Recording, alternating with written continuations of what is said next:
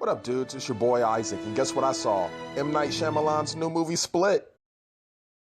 Oh, snap! Guess what I saw? Oh, snap! Guess what I saw? Oh, snap! Guess what I saw? Alright, so here's the scoop. M. Night Shyamalan is back with James McAvoy to tackle dissociative identity disorder. Now, for those who don't know, it's a disorder that combats a lot of different types of personalities, and this movie is no different than Identity. In fact, it's almost as good as Identity.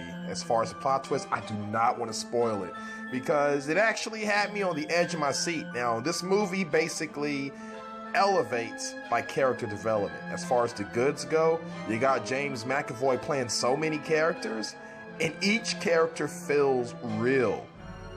Now, there's no denying Blumhouse Productions really concentrate on their movies and not on their budgets, because a lot of Blumhouse production movies are low budget. But M. Night basically, I think he's in his element when he basically has a budget that is not like a big budget, I should say, because, you know, this story was innovative for 2016 considering how many remakes, franchises, and reboots we got. Now, for those who don't know the scoop on the story, James McAvoy's character kidnaps 3 girls, or one of the personalities does. And, you know, it's kind of like a story of these 3 girls trying to escape. There's a twist in the movie because, you know, you're actually dealing with M. Night Shyamalan. But, again, this movie basically is compelling because of all the different types of characters James McAvoy is able to convey. As far as the bats go, a little bit predictable. It's a predictable movie in some aspects because you kind of know where they're going to go with it midway through during the mid-act. And it's kind of a little bit disappointing because you kind of hope that this movie would go another path, because we've seen a few movies like, you know, Don't Breathe and Hush this year that basically kind of combats the same situation. But that's just like a minor gripe.